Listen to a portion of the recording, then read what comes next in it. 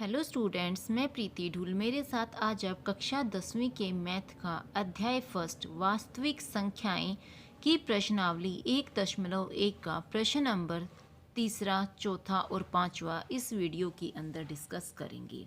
अगर आपने अभी तक मेरे इस चैनल को सब्सक्राइब नहीं किया है तो प्लीज़ सब्सक्राइब कर लीजिएगा और बेल बटन को प्रेस कर दीजिएगा ताकि आपको सारी नोटिफिकेशन टाइम पर मिलती रहे। अब हम स्टार्ट करते हैं प्रश्न नंबर 3। प्रश्न नंबर 3 कहता है, किसी परेड में 616 सदस्यों वाली एक सेना यानी कि आर्मी की टुकड़ी को 32 सदस्यों वाली एक आर्मी बैंड के पीछे मार्च करना है। यानी कि एक सेना है, आर्मी है, जिसके अंदर 616 सदस्य हैं। इन 616 सदस्यों को क्या करना है, एक टुकड़ी है जिसके अंदर 32 सदस्य हैं। इन 32 सदस्यों की टुकड़ी के पीछे क्या करना है, मार्च करना है। यानी कि 32 सदस्यों के पीछे क्या है, एक आर्मी बैंड है, इसमें क्या करना है, यहाँ पे इन 616 सदस्यों को क्या करना है, मार्च करना है।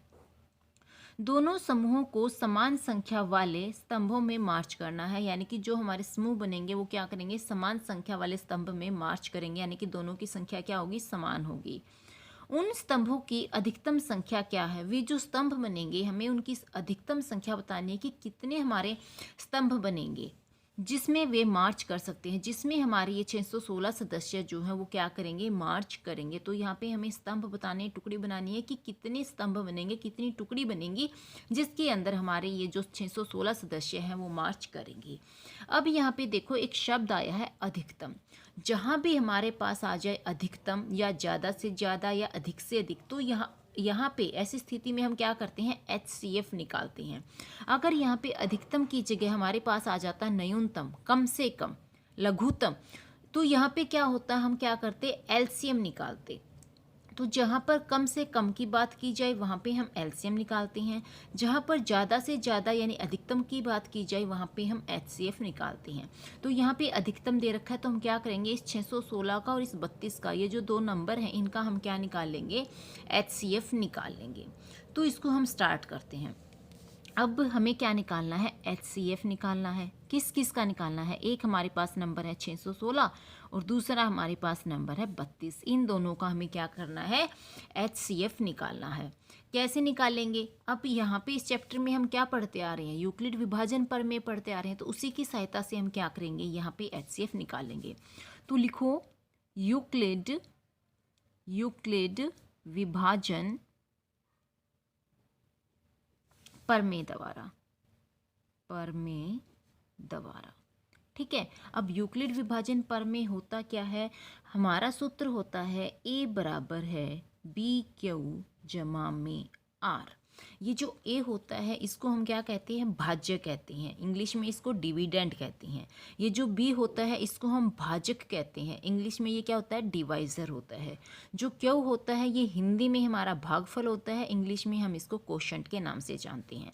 जो ये R होता है ये क्या होता है, हिंदी में हमारा शेषफल होता है, इंग्लिश में हमारा रिमाइंडर होता है। ठीक है। अब यहाँ पे A बराबर है BQ जमा में R। अब हमें A, B, Q और R ये सारी चीज़ें हमें क्या करनी है, निकालनी है, फाइंड आउट करनी है। तो हम क्या करेंगे, जो हमारा बड़ा नंबर है उस बड़े नंबर को हम छोटे नंबर से भाग करेंगे और तब तक भाग करेंगे जब तक हमारा शेषफल 0 नहीं आ जाता। यानी कि जब 0 आएगा तभी हमारा जाके सॉल्यूशन रुकेगा।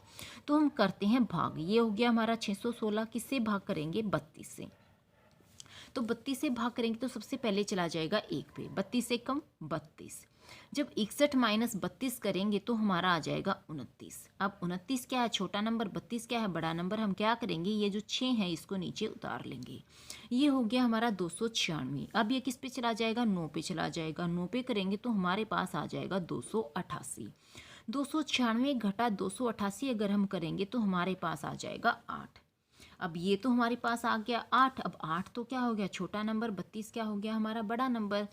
तो हम क्या करेंगे, जब ऐसी स्थिति हमारे पास आ जाए और हमारे पास कोई और नंबर ना हो नीचे उतारने के लिए, तो हम क्या करते हैं, ये जो हमारा शेष फल आया है इसको तो हम क्या बना देते हैं, भाजक बना देते हैं। और जो यहाँ पे हमारा भाजक था इसे हम क्या बना लेते हैं, हमारा भाज्य बना लेते हैं। तो क्या हो जाएगा, 32 को हमने क्या बना लिया, भाज्य बना लिया, और इस 8 को क्या बना दिया, भाजक। किस पे चला जाएगा, 8 चौके पे। 8 चौके कितना होता है, 32 होता है। तो 32 घटा 32 करेंगे तो आ गई 0। तो हमें क्या करना था, तब तक भाग करना था जब तक हमारे पास क्या नहीं आ जाती, 0 नहीं आ जाती। तो यहाँ पे हमारी आ गई 0। अब हमें पता है कि जब हम यूक्लिड विभाजन प्रमेय लगाते हैं तब जो भाजक हमारा हमें शेषफल 0 देता है, वो भाजक हमारा क्या होता है, HCF होता है। अब यहाँ पे हमारा जो भाजक था वो कौन था, 8 था। इस 8 ने हमें क्या किया है, शेषफल दिया है 0, यानी कि जो हमारा HCF है, जो हमें निकालना था, वो HCF हमारा क्या हो जाएगा, 8 हो जाएगा। लेकिन इसे हम क्या करेंगे, यहाँ पे सूत्र में रखेंगे और फिर हमारा आंसर बताएंगे। अब ए यानी कि भाज्य कौन था, यहाँ पे हमारा भाज्य 616 था। तो एक ही जगह हम क्या पुट कर देंगे, 616 बराबर है बी यानी कि भाजक। भाजक कौन था हमारा, 32। तो इसकी जगह पे रखेंगे 32। गुना में क्यों, तो गुना में करेंगे क्यों क्या आया था हमारा 19। तो ये हो जाएगा हमारा 19। जमा में यहाँ पे हमारा आर यानी कि रिमाइंडर यानी कि शेषफल क्या बचा था, 8 बचा था। तो यहाँ पे लिख देंगे हम 8। फिर हमने दोबारा से जब हमने भाज्य बनाया तो किसको बनाया, 32 को। तो एक ही जगह हम क्या लिखेंगे, 32। जब हमारा भाज्य 32 था तब हमारा भाजक कौन था, 8 था। तो ये हो गया हमारा 8। हमारा भागफल कौन आया, 4। तो ये हमारा हो गया गुना में 4। और हमारा शेषफल क्या आया, 0। तो ये हो गई हमारी जमा में 0। अब हम कहेंगे कि जो हमारा HCF होगा वो कौन होगा, ये 8 होगा, क्योंकि ये क्या है, 8 हमारा है भाजक और इसने हमें क्या दी है, 0। तो HCF हमारा क्या होगा, 8 होगा। अब हमसे पूछा गया था कि कितने स्तंभ बनेंगे जिसमें कि वो बराबर बराबर मार्च कर सकते हैं। तो हम क्या कहेंगे, कितने स्तंभ बनेंगे, कितनी टुकड़ी बनेंगी, 8 टुकड़ी। 8 टुकड़ी बनेंगी जिसके अंदर हमारे जो ये 616 सदस्य हैं वो क्या करेंगे, बराबर बराबर संख्या में मार्च कर सकते हैं। ये हो गया हमारा प्रश्न नंबर 3। अब हम देखेंगे प्रश्न नंबर 4। प्रश्न नंबर 4 क्या कहता है, यूक्लिड विभाजन प्रमेयिका का प्रयोग करके दर्शाइए। यानी कि हमें यूक्लिड विभाजन प्रमेयिका का प्रयोग करना है और क्या दर्शाना है कि किसी धनात्मक पूर्णांक का वर्ग, कि कोई धनात्मक पूर्णांक है उसका वर्ग क्या होता है, स्क्वायर। यानी कि किसी धनात्मक पूर्णांक का क्या करने पर, वर्ग करने पर, स्क्वायर करने पर किसी पूर्णांक m के लिए 3m या 3m जमा 1 के रूप का होता है। यानी कि कोई धनात्मक पूर्णांक है, अगर हम उसका वर्ग करते हैं तो कोई पूर्णांक m के लिए जो फॉर्म बनेगी, जो रूप बनेगा, वो किस रूप का होगा, 3m के रूप का होगा या 3m जमा 1 के रूप का होगा। ये बात हमें यहाँ पे दर्शानी है, शो करनी है। तो सबसे पहले हमें यूज़ किसका करना है, यूक्लिड विभाजन प्रमेयिका का। तो हम क्या लिखेंगे, यूक्लिड विभाजन प्रमेयिका क्या होती है हमारी, a बराबर है BQ जमा में R। ठीक है।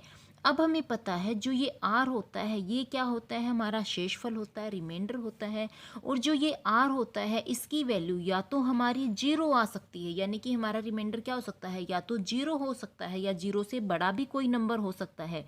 लेकिन ये कभी भी B क्या होता है, हमारा भाजक होता है, ये कभी भी b से बड़ा नहीं होगा, ना ही b के कभी बराबर होगा। तो जो रिमाइंडर है वो 0 हो सकता है, 0 से बड़ा भी कोई नंबर हो सकता है, लेकिन हमेशा b से हमारे इस भाजक से क्या होगा, छोटा ही होगा। ठीक है। कैसे होगा छोटा, मान लो मैंने यहाँ पे लिखा 7, ये क्या हमारा भाज्य है, इसको मैंने क्या किया, 2 से डिवाइड किया। तो कितना हो जाएगा, 2 3 6, क्या बचा 1। तो ये हमारा क्या आ गया, शेषफल आ गया 1। ये क्या है हमारा b यानी कि 2। ये शेषफल या तो यहाँ पे 0 आ सकता है या तो 1 आ सकता है, लेकिन 1 से बड़ा नहीं आएगा। अगर यहाँ पे 1 से बड़ा यानी कि 2 आ जाए, 3 आ जाए, तो हम क्या करेंगे, इसको दोबारा भाग कर देंगे। तो जो r होता है उसकी जो वैल्यू होती है, उसका जो मान होगा वो क्या होगा, 0 हो सकता है, 1 हो सकता है, 1 से बड़ा भी कोई हो सकता है। लेकिन जो भी हमारा b होगा, जो भी हमारा भाजक होगा, उस भाजक से हमारा छोटा ही होगा। ये बात हमें यहाँ पे ध्यान रखनी है। अब हम आगे क्या कहेंगे, माना पूर्णांक a के लिए, हम क्या मान लेंगे, पूर्णांक a के लिए मान लेंगे। और b हमारा क्या हो जाएगा, b हमारा हो जाएगा 3। 3 क्यों हुआ, क्योंकि इन्होंने हमें क्या कहा है, 3m यहाँ पे 3 दे रखा है। तो जो भी ये हमें देंगे, अगर 4 दे देते तो हम 4 मान लेते, 5 देते तो 5 मान लेते, 2 देते तो 2। जो भी ये हमें गिवन करेंगे उसको हम क्या मान लेंगे, हमारा b मान लेंगे, हमारा भाजक मान लेंगे। तो b क्या हो गया, हमारा 3 हो गया।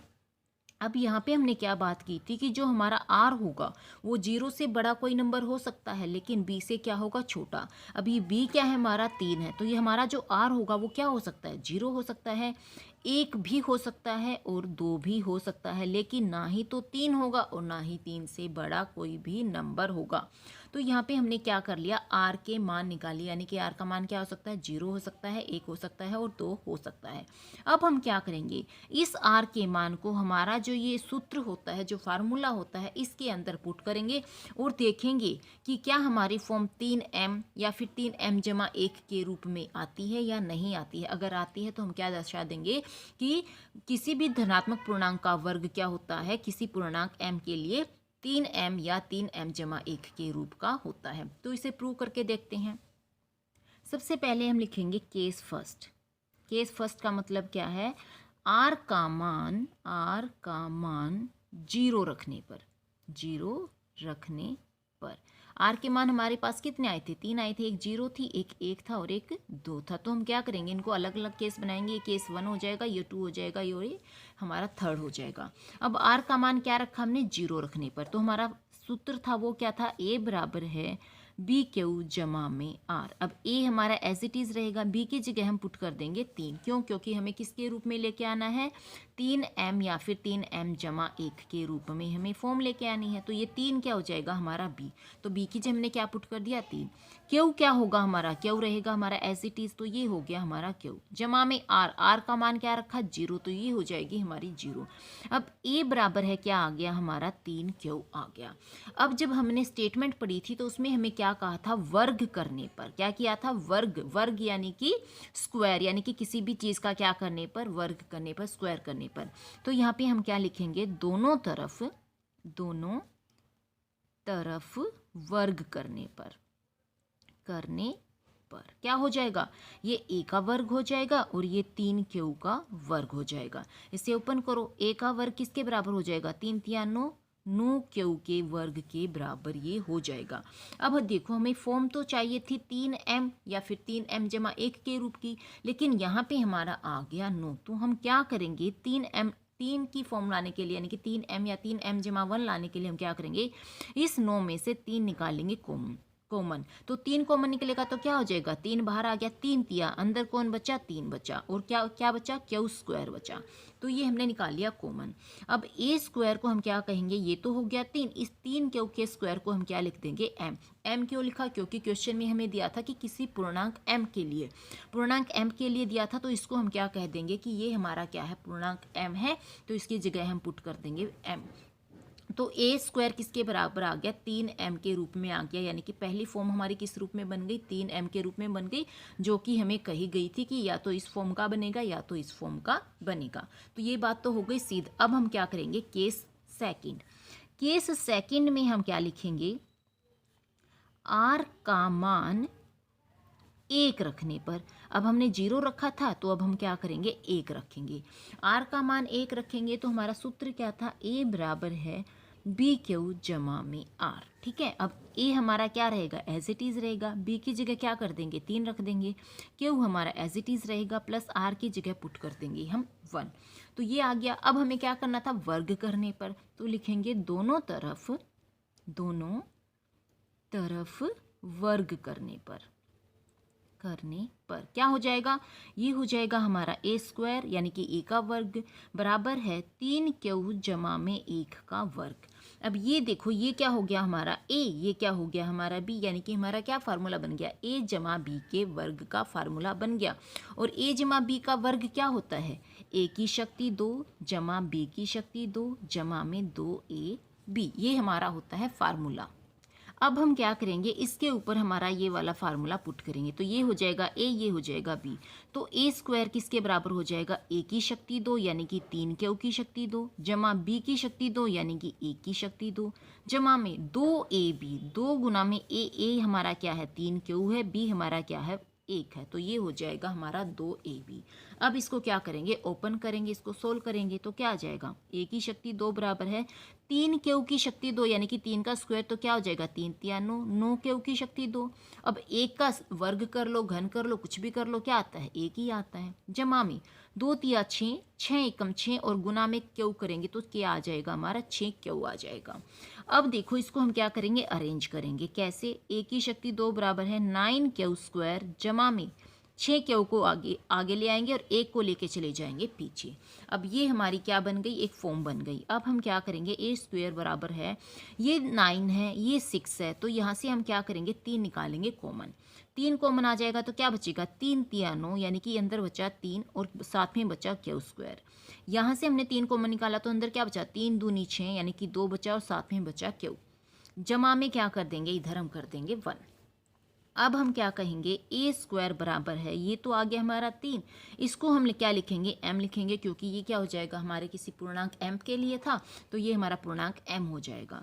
जमा में क्या आ गया 1, तो हमारी दूसरी फॉर्म क्या आ गई 3m जमा 1 के रूप की आ गई। और हमें यही करना था कि या तो हमारी फॉर्म क्या आएगी 3m के रूप में आएगी या तो 3m जमा 1 के रूप में आएगी, और ये हमारा क्या हो गया, सिद्ध हो गया। अब हम करेंगे हमारा केस नंबर 3। केस 3 में हमें क्या करना है, r का मान 2 रखने पर, अब क्या रखेंगे हम 2 रखेंगे, तो r का मान 2 रखने पर क्या हो जाएगा, हमारा फार्मूला क्या था, a बराबर है बी क्यू जमा में r। a क्या हो जाएगा एज इट इज़, b की जगह क्या रख देंगे 3 रख देंगे, q एज इट इज़ और r की जगह रख देंगे 2। अब हमें क्या करना है, दोनों तरफ वर्ग करने पर, ठीक है, दोनों तरफ वर्ग करेंगे तो क्या हो जाएगा, ये a का वर्ग हो जाएगा और ये 3 क्यू जमा में 2 पूरे का हो जाएगा वर्ग। ये हो गया a, ये हो गया हमारा b, तो क्या फार्मूला लग जाएगा, a जमा में b के वर्ग का फार्मूला लग जाएगा, जो कि क्या होता है a की शक्ति 2 जमा b की शक्ति 2 जमा में 2ab। अब हम इसको क्या करेंगे, यहाँ पे पुट करेंगे, ये हो जाएगा हमारा a वर्ग एज इट इज़, a की शक्ति 2 यानी कि 3 क्यू की शक्ति 2 जमा में b की शक्ति 2 यानी कि 2 की शक्ति 2 जमा में 2 गुना में a, 2 गुना में a क्या हो जाएगा 3 क्यू हो जाएगा और गुना में b क्या हो जाएगा 2 हो जाएगा। अब इसको क्या करेंगे, ओपन करेंगे तो क्या आ जाएगा, a की शक्ति 2 एज इट इज़ 3 तिया 9, 9 क्यू की शक्ति 2 आ जाएगा, जमा में 2 की शक्ति 2 यानी कि 2 दूनी 4, ये आ गया 4, जमा में 2 तिया 6, 6 दूनी 12, ये आ गया हमारा 12 और गुना में क्यू है तो साथ में आ जाएगा हमारा क्यू।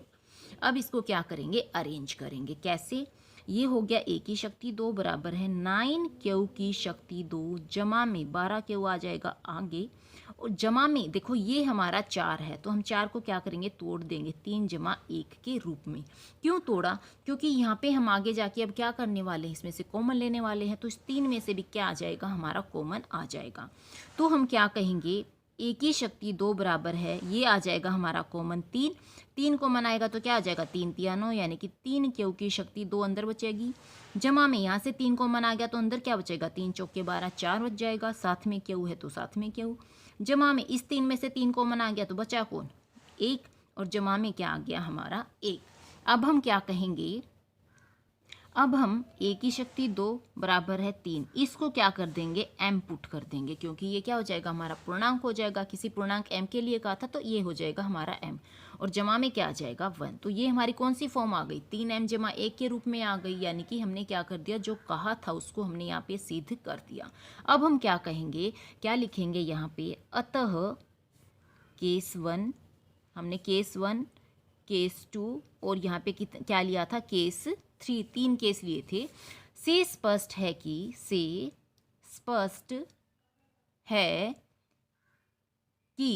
किसी धनात्मक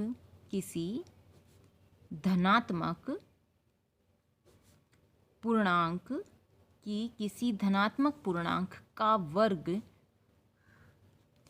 किसी पूर्णांक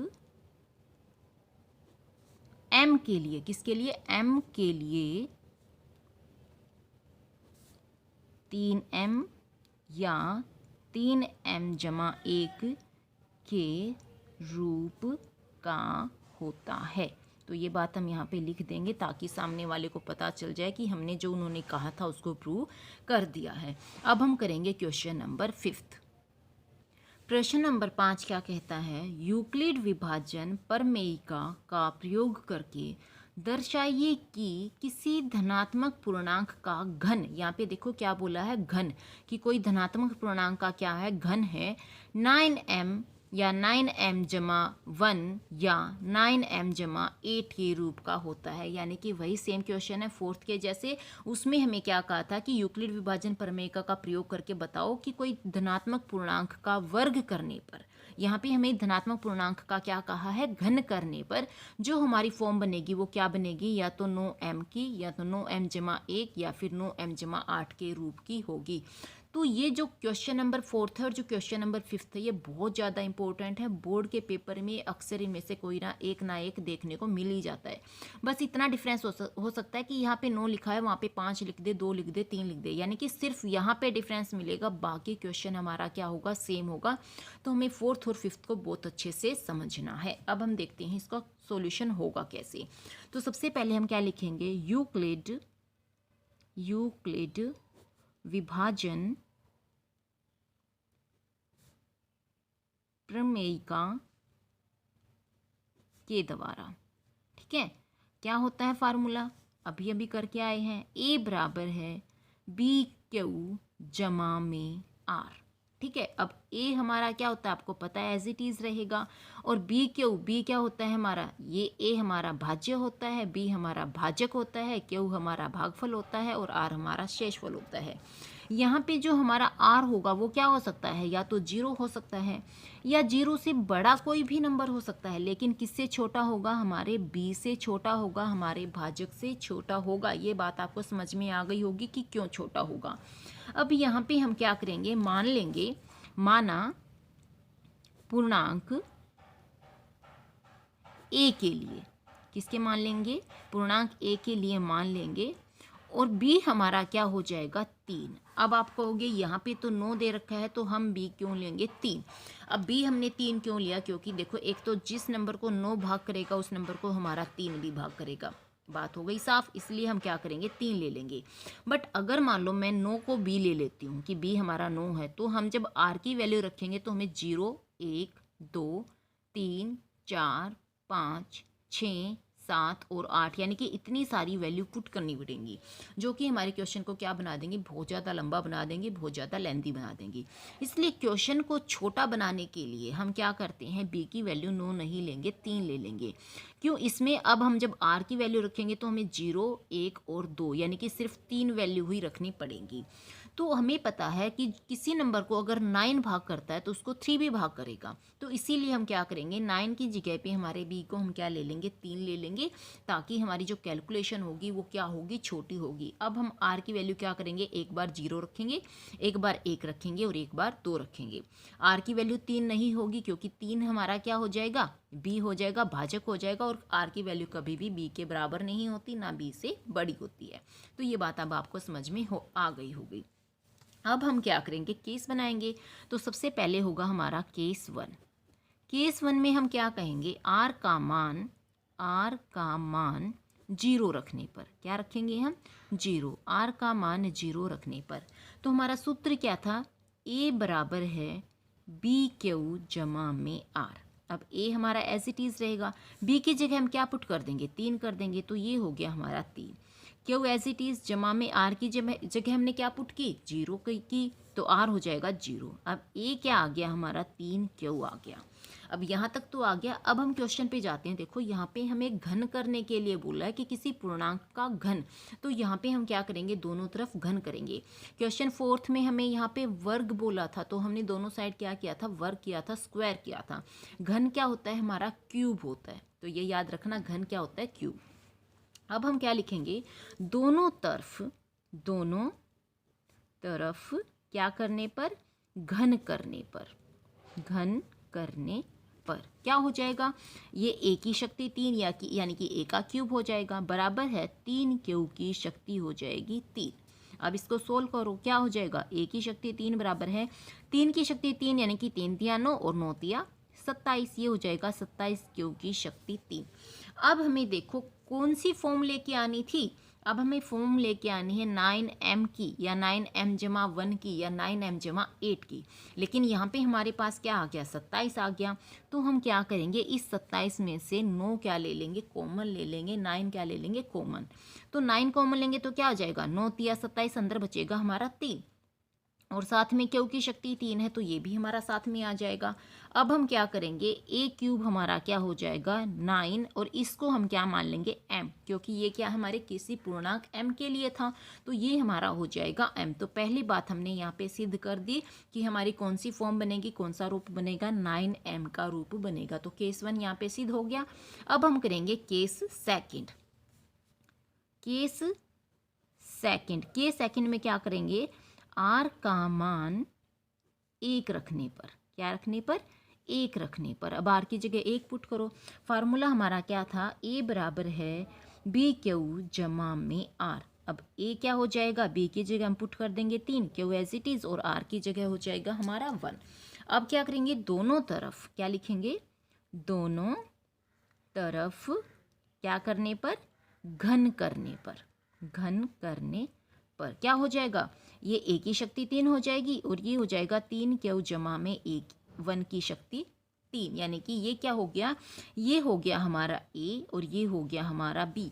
यानी हमारा कौन सा फार्मूला बन गया, a जमा b का घन का फार्मूला बन गया। और ये होता क्या है, a की शक्ति 3 जमा b की शक्ति 3 जमा 3a की 2b जमा 3a b की शक्ति 2, ये हमारा होता है फार्मूला। अब हम क्या करेंगे, इस पे ये फार्मूला पुट करेंगे तो क्या बन जाएगा, ये हो जाएगा हमारा a की शक्ति 3 एज इट इज, ये हो जाएगा a की शक्ति 3 यानी कि 3 क्यू की शक्ति हो जाएगा 3 जमा में b की शक्ति 3, तो b क्या है हमारा 1 है तो 1 की शक्ति हो जाएगा 3 जमा में 3a की 2, 3a की 2 यानी कि 3 क्यू की शक्ति 2 इंटू में b हमारा क्या है 1 है तो 1 हो जाएगा, जमा में 3 गुना में a यानी कि 3 क्यू, ये हो जाएगा क्यू, गुना में क्या है b की शक्ति 2, तो ये क्या हो जाएगा 1 की शक्ति 2। ठीक है, हमने पुट कर दिया। अब इसको क्या करेंगे, ओपन करेंगे तो क्या हो जाएगा, a की शक्ति 3 बराबर है 3 की 3 क्या हो जाएगा, 3 तिया 9, 9 तिया 27, ये हो जाएगा 27 क्यू की शक्ति 3। अब 1 की शक्ति 3, 1 का घन कर लो, वर्ग कर लो, कुछ भी कर लो, 1 ही होता है तो ये आ जाएगा 1, जमा में 3 को रख लो एज इट इज, 3 की शक्ति 2 करेंगे तो क्या आ जाएगा 3 तिया 9, 9 क्यू और क्यू की शक्ति 2 एज इट इज, और 1 से करेंगे तो एज इट इज आ जाएगा क्योंकि 1 तो 1 ही रखेगा, तो ये क्या आ जाएगा 3 गुना में 9 क्यू की शक्ति 2 जमा में ये क्या हो जाएगा 3 तिया 9, और 1 की शक्ति 1 का वर्ग करेंगे तो 1 ही आ जाएगा, तो ये क्या आ जाएगा 9 क्यू, ये हमारा आ गया। ठीक है, 9 क्यू। अब इसको आगे सोल्व करो, ये क्या हो जाएगा 27 क्यू की शक्ति 3 जमा में 1 जमा में इसको गुना करो, 3 में क्या हो जाएगा 27 हो जाएगा, और गुना में क्या है क्यू स्क्वायर है तो गुना में आ जाएगा क्यू स्क्वायर, जमा में आ जाएगा 9 क्यू, ये हमारा आ गया। अब इसको करेंगे हम अरेंज, क्या हो जाएगा a की शक्ति 3 बराबर है 27 क्यू की शक्ति 3 जमा में 27 क्यू की शक्ति 2 जमा में 9 क्यू आगे आ जाएगा, जमा में ये जो 1 है इसको हम कहाँ लेके चले जाएंगे पीछे। अब आगे क्या करना है, अब हमारा ये आ गया। अब हमें देखो कौन सी फॉर्म लेके आनी थी, या तो हमारी क्या आ जाए 9m की फॉर्म आए, या तो 9m जमा 1 की फॉर्म आए, या तो 9m जमा 8 की, इनमें से हमें कोई एक फॉर्म चाहिए। तो हम क्या करेंगे, यहाँ से हम निकालेंगे 9 कॉमन, क्या हो जाएगा a की शक्ति 3 बराबर है 9, मैंने कॉमन लिया तो 9 तिया, यहाँ पे क्या बचा 3 क्यू की शक्ति 3 जमा में 9 बाहर आ गया तो अंदर क्या बचा 9 तिया 27, 3 क्यू की शक्ति 2 जमा में 9 में से 9 कॉमन निकल गया, यहाँ पे बचा 1 क्यू, 1 क्यू को हम क्यू भी लिख सकते हैं, प्लस में क्या रह गया 1, तो ये हो गया हमारा प्लस में 1। अब a की शक्ति 3 बराबर है, ये हो गया 9, इसको हम क्या कह देंगे m, क्योंकि ये किसी पूर्णांक m के लिए था, तो ये हो गया 9m जमा में 1, तो ये हमारी कौन सी फॉर्म बन गई 9m जमा 1 यानी कि 9m जमा 1 की फॉर्म बन गई। ये बात भी हमारी सिद्ध हो गई। अब हम करेंगे केस थर्ड में हमें क्या करना है, r का मान 2 रखने पर, हमने 0 रख लिया 1 रख लिया, अब हम क्या रखेंगे 2 रखेंगे, 2 रखने पर क्या हो जाएगा, हमारा फार्मूला होता है ए बराबर है बी क्यू जमा में आर। ए हमारा एज इट इज़, बी की जगह हम क्या पुट कर देंगे, 3 कर देंगे, Q as it is, R की जगह क्या पुट कर देंगे, 2 पुट कर देंगे। अब हमें क्या करना था, क्वेश्चन के अकॉर्डिंग हमें घन करना था, तो क्या लिखेंगे, दोनों तरफ घन करने पर क्या होगा, ये हो जाएगा ए का घन बराबर है 3Q जमा 2 का घन। अब ये हो गया हमारा ए, ये हो गया हमारा बी, यानी कि हमारा फार्मूला कौन सा लग गया, ए जमा बी का घन। और क्या होता है फार्मूला, ए का घन जमा बी का घन, यानी कि बी की शक्ति 3 जमा में 3A की 2B जमा 3A B की 2। अब हम क्या करेंगे, इसके ऊपर ये फार्मूला लगाएंगे, तो क्या हो जाएगा, ए की शक्ति 3 एज इट इज़, ए का घन यानी कि हमारे पास हो जाएगा 3Q का घन जमा में बी का घन यानी कि 2 का घन कर देंगे, जमा में 3 गुना में ए की शक्ति 2 यानी कि 3Q की क्या हो जाएगी, शक्ति 2 गुना में बी हमारा क्या हो जाएगा, 2 हो जाएगा, जमा में 3A, 3 गुना में ए क्या हो जाएगा हमारा, 3Q हो जाएगा, और बी की शक्ति 2 यानी कि 2 की शक्ति हमारी क्या हो जाएगी, 2। ये हमने पुट कर दिया। अब इसको क्या करेंगे, ओपन करेंगे, तो क्या हो जाएगा, ए की शक्ति 3 बराबर है 3 की 3 क्या हो जाएगा, 3 तिया 9, 9 तिया 27, 27Q की शक्ति 3 जमा में 2 की शक्ति 3, 2 दूनी 4 दूनी 8, ये हो जाएगा हमारा 8, जमा में इस 3 को एज इट इज़ रख लो, 3 की शक्ति 2 यानी कि 3 तिया 9, ये हो जाएगा 9Q, और ये स्क्वायर है तो साथ में चलेगा स्क्वायर, इंटू में क्या आ जाएगा हमारा 2, जमा में 3 एज इट इज़, 3Q भी एज इट इज़ रख लो, 2 की शक्ति 2 क्या हो जाएगा हमारा 4 हो जाएगा। अब इसको दोबारा से ओपन कर लेते हैं, ए की शक्ति 3 की कितना आ जाएगा 27, Q की शक्ति 3 जमा में 8, जमा में 3 निमा 27, और 27 दूनी कितना होता है हमारा 54 होता है, तो ये क्या हो जाएगा हमारा 54 हो जाएगा। अब Q की शक्ति 2 है तो साथ में हमें इसको लिखना जरूरी है, ये हो जाएगा Q की शक्ति 2 जमा में 3 तिया 9, 9 चौके 36, ये तो आ गया 36, और साथ में Q है तो इसको हम लिखेंगे यहाँ पे साथ में Q। अब इसको अरेंज करेंगे तो क्या हो जाएगा, ये हो जाएगा हमारा ए की शक्ति 3 बराबर है 27 Q की शक्ति 3 जमा में 54Q की शक्ति 2 जमा में 36Q जमा में हमारा हो जाएगा ये 8, हम ले आएंगे पीछे, हो गया अरेंज। अब हमें क्या चाहिए, हमें फॉर्म चाहिए 9m के रूप में, या तो 9mi, या तो 9m + 1i, या तो 9m + 8i, इनमें से हमें कोई एक चाहिए। तो हम क्या कर लेंगे, 9 को ले लेंगे कॉमन, तो कॉमन लेंगे तो क्या हो जाएगा 9 तिया 27, अंदर बचा 3Q की शक्ति 3, 54 में से कॉमन आएगा तो क्या हो जाएगा 9 छिक्के, यहाँ पे 6Q की शक्ति 2, 36 में से कॉमन जाएगा तो 9 चौके, यहाँ पे 4Q बच जाएगा, और ये क्या हो जाएगा हमारा प्लस में 8। अब हम क्या कहेंगे, ए की शक्ति 3 बराबर है 9, और इसको हम क्या मान लेंगे m, तो ये हो जाएगा 9m जमा में क्या आ गया हमारा 8, और ये हमारी कौन सी फॉर्म आ गई, 9m जमा 8 की फॉर्म आ गई, यानी कि जो इन्होंने कहा था वो हमने यहाँ पे क्या कर दिया, सिद्ध कर दिया। ठीक है, अब लास्ट में हम क्या लिख देंगे, अतः केस 1, केस 2 व केस 3, हमने 3 केस बनाए हैं, से स्पष्ट है कि किसी धनात्मक पूर्णांक का घन किसी पूर्णांक m के लिए 9m या 9m + 1 या फिर 9m + 8 के रूप का होता है। तो ये हो गया हमारा क्वेश्चन नंबर 5। अगर आपको मेरी वीडियो अच्छी लगती हैं, समझ में आती हैं, तो प्लीज़ मेरे चैनल को लाइक कीजिएगा, शेयर कीजिएगा और सब्सक्राइब कर लीजिएगा। Thank you.